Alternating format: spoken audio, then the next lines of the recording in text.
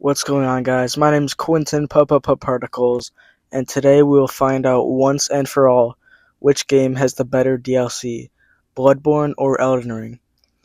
The categories I'll be comparing them on are bosses, areas, exploration, and atmosphere and music.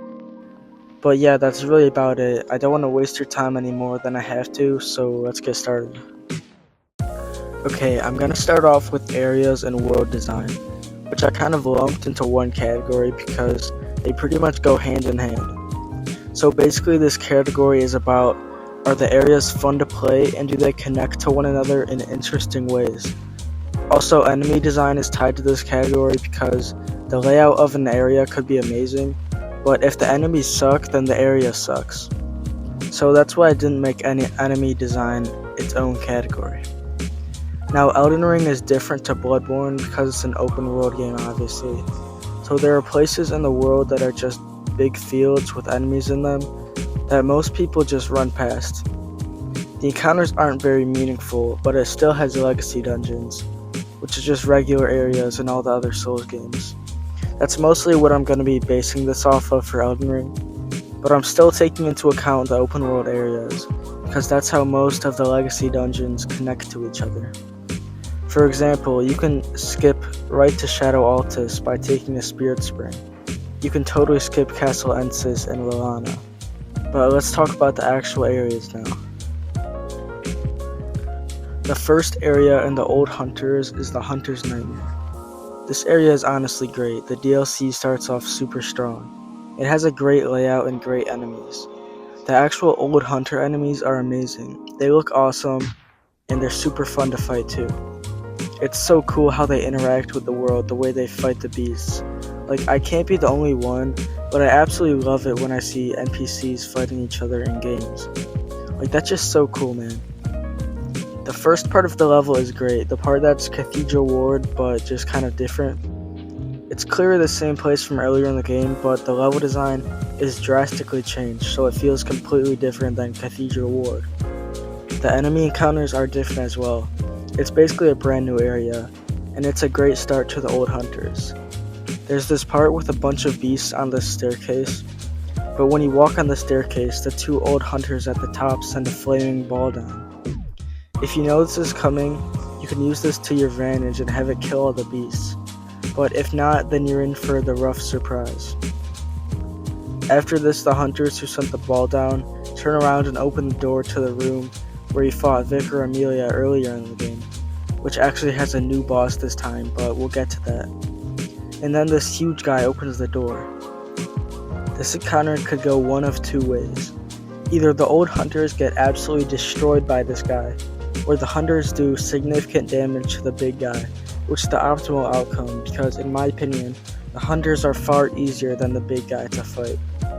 You can't fight the boss of the area just yet, but there is a path to the right which leads to the second part of the area, which I still think counts as the Hunter's Nightmare. This area isn't as good as the first part, but it's still fun and has some pretty good encounters. So overall, the Old Hunters starts out strong with a great area. The first area of Elden Ring's DLC is an open world area. I'm not going to go very in-depth with this, but there are some fun things to do in here. The first legacy dungeon, although technically optional, is the Tower Settlement Belarut. This is a great area, honestly. Both DLCs start off really strong. The first part of Belarut is the big street where you have people on a bridge above you, shooting spells at you. It's pretty cool because you gotta duck and dodge in and out of the alleys to avoid the spells and take care of the enemies. It's just a great counter overall. From here the level opens up a lot, and you have much more paths to choose from. But basically you're just scaling the tower, and there's lots of secret stuff and shortcuts. So Belarut is an A tier level, I think everyone would agree on that. But the next level isn't as praised by the community, but I think it's still pretty good. I'm talking about Castle Ensis. Nobody says it's a terrible level or anything like that, but it's just too small. It doesn't even feel like a legacy dungeon how short it is. There's not that much to explore here, it's pretty linear. But it's not bad. It's not a bad level, I enjoy going through it. but you could have gave us a little more here, FromSoft. Okay, the next area in Bloodborne's DLC is the Research Hall. And the Research Hall, to be honest, I'm not a big fan of. It looks pretty cool, I'll give it that, but I don't really enjoy playing it all that much. I think the enemies are kind of annoying to fight. Like, there's this one room super early on in the level. I think it's like the first room that you go into. It's pretty much the first part of the level that you go to, and there's so many enemies in it. There's this staircase at the end of the room that goes up to another level where there's guys shooting spells at you, but there is a space underneath them where they can't hit you. But the thing is, there's like 7 of the same enemy in this room, not counting the 2 or 3 guys shooting at you from above. Now, this isn't that bad the first time, just take it slow and it's not a big deal. But if you die like I did on the next part, then you have to either do all that again, or try to run past them and maneuver your way through the guys blocking the hallway. Okay, I know I'm making it seem like a big deal, but it's really not. This is basic Souls stuff. If you die, you have to do the bonfire run all over again. Just get good, it's not a big deal, whatever. But the rest of this level just isn't super fun, to be honest. The next area for Elden Ring is the Shadow Keep. And I'm gonna be honest, this is one of the best areas in the game. Easily top 3, maybe top 2. But yeah, the level design on this is so complex, and this area is also just really big. You have the whole first section, which is like a typical castle level. Then you have the part which is like the Grand Archives from Dark Souls 3. And there's also the lower section, which I think still counts as Shadow Keep. So it's safe to say this is quite the expansive area. Also, the Shadow Keep, in a way, acts as the hub of the DLC.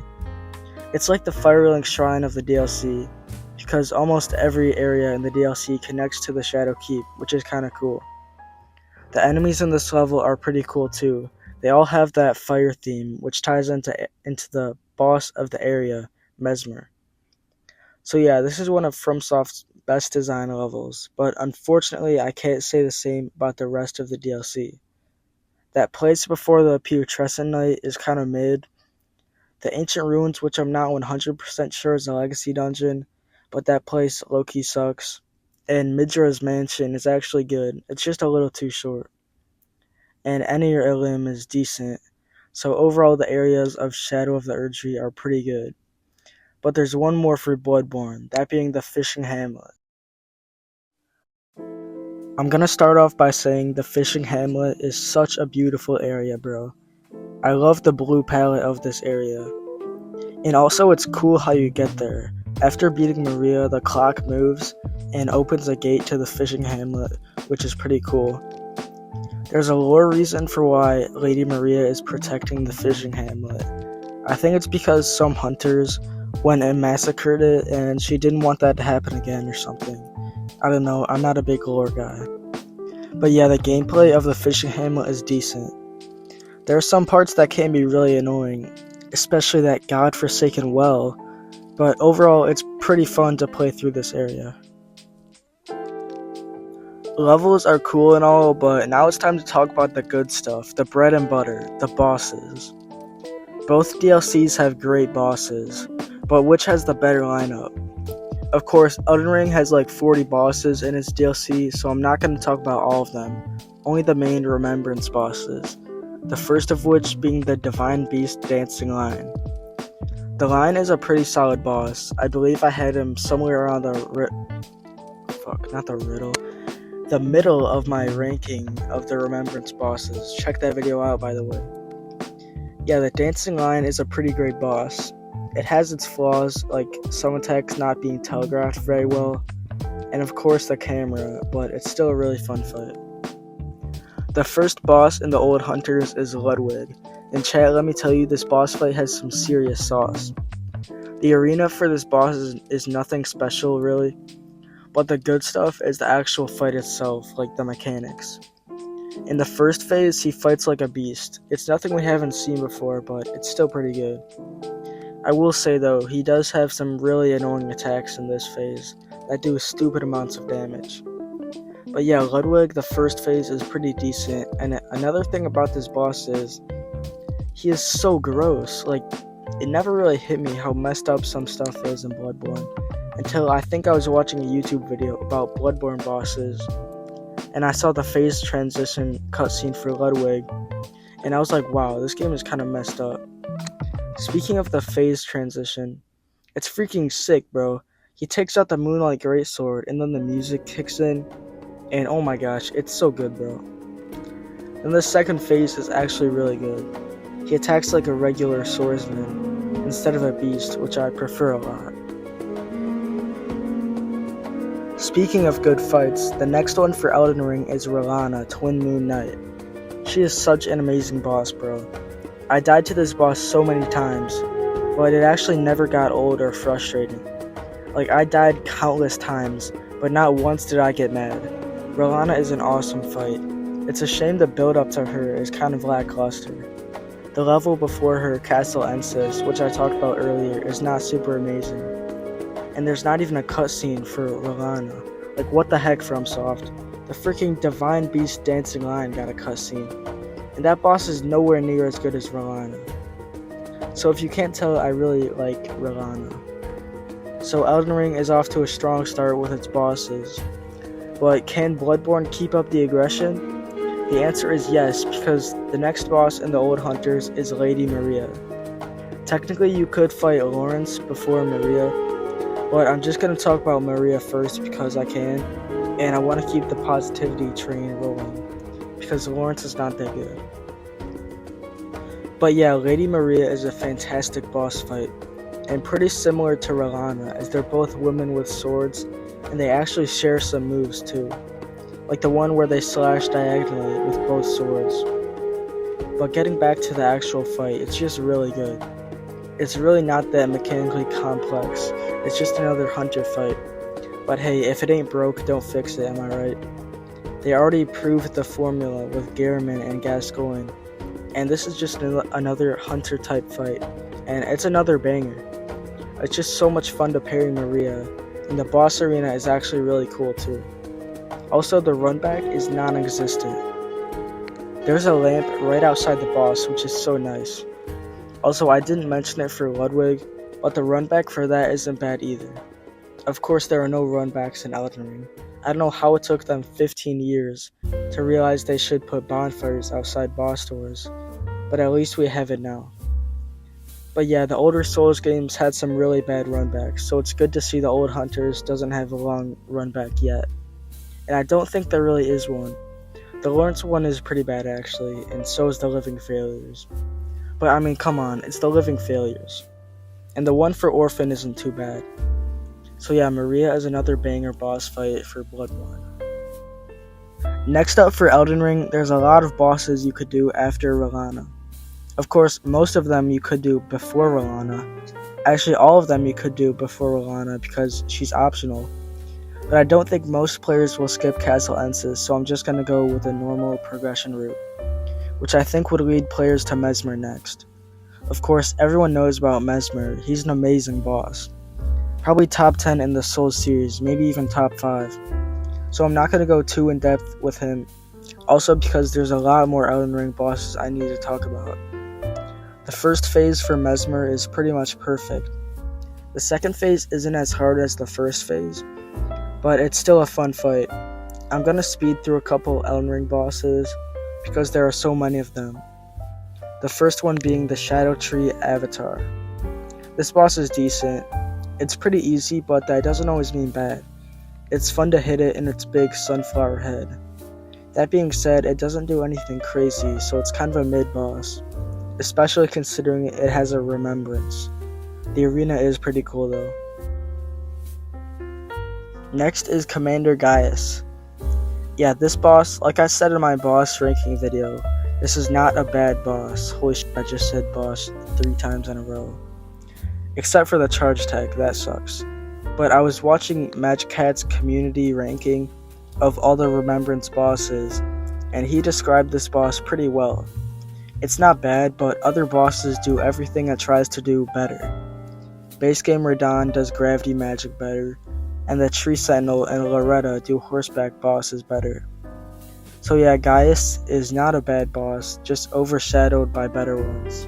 Next up is the Putrescent Knight, but before we get to that, I totally forgot about the Living Failures. Well, not really, because I mentioned them when I was talking about boss runbacks, but I guess I just forgot they were a boss, so I guess I'll just talk about them now. It's alright. Now we have the Putrescent Knight. The Putrescent Knight is a pretty decent boss. It's really not that special, but still it is a good fight. Elden Ring has a very solid, average boss quality. For the remembrance bosses, I mean. But yeah, even the most forgettable ones are still good. Another example of this is Romina, Saint of the Bud. Romina is another, shall we say, overlooked boss fight. But it's also one that I think is really good. I would say it's better than the Putrescent Knight. I think it arguably has a better visual design. I know that Putrescent Knight's arena is similar to Medir, who I think has an amazing arena, but for some reason it just doesn't hit the same for me. I think it's the color palette. I don't really like it as much as Medir's arena. Medir has a gorgeous arena, so it's pretty hard to top, and I'm not saying Putrescent Knight has a bad arena. I just think that Romina's is better. Maybe not the arena itself actually, but the boss design of Romina is better in my opinion. Just the overall visuals of Romina's boss fight are better than Putrescent Knight in my opinion. But Romina also has a solid boss fight on a mechanical level, probably pretty similar to the Putrescent Knight. Next up is Metir, whatever you want to call it, the Mother of Fingers. And I'm not going to talk about this for very long, because there's like a million Elden Ring bosses, and I feel like I've been talking forever. So yeah, Metir is decent. Pretty cool visual design and decent mechanics. Finally getting back to Bloodborne, we have Lawrence the First Vicar.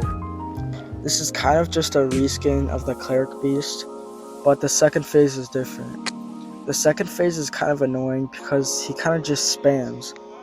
But yeah, it's still not a bad boss fight. I don't think the Old Hunters has a bad boss fight, maybe except Living Failures. Lawrence is just a little underwhelming. Next up we have Bale, Vile Bale. I really don't think I need to say anything other than that. Bale is just so cool. I know I ranked him at like number 7 on my ranking of the Shadow of the Erdtree bosses, but I now see the error of my ways. Bale is such a cool fight. I really don't need to say anything about Bale. Everyone knows about Bale and how cool he is. So now we're at the final bosses of each game, and I'm going to talk about Bloodborne first. The final boss of the Old Hunters is the Orphan of Cause. This is probably one of the hardest bosses in the Souls series. Parrying is a good tactic, but it's not that easy to do. In the first phase I can usually parry him, but I don't really try parrying in the second phase because it's not really worth it. This fight really tests all the mechanics you've learned over the course of the game. You have to use everything you've learned to win in this fight, and that's what I like about it. Also the sick design, the arena is so beautiful. On a mechanical and visual level, this is an outstanding boss fight. Again, going back to what I said about Relana, I died a ton of times to the Orphan of Cause, but it never got infuriating for me, because it seems like a fair fight, you know? Like, you can win if you're good enough, and that's why I like it a lot. The final boss of Shadow of the Erdtree is quite the controversial one. I'm talking about Consort Radahn. The community asked for Radahn in his prime, and we got him. Honestly, there were a lot of characters FromSoft could have used instead of reusing Radahn, like America or Godwin. But Radahn is still a good fight. Remember earlier when I mentioned the Magic Hat video I was watching? Well, it turns out the vast majority of the community that voted for his poll put him in A tier, so he's not that controversial after all. It's just that some people have very strong opinions and decide to share in YouTube comment sections and whatnot. And I would probably agree with the general sentiment of A tier. The first phase is great, but the second phase is just too visually cluttered. After every attack, there's another holy attack that hits the ground, so it can be very difficult to tell what's happening. But that doesn't make it like unplayable. It's still decent.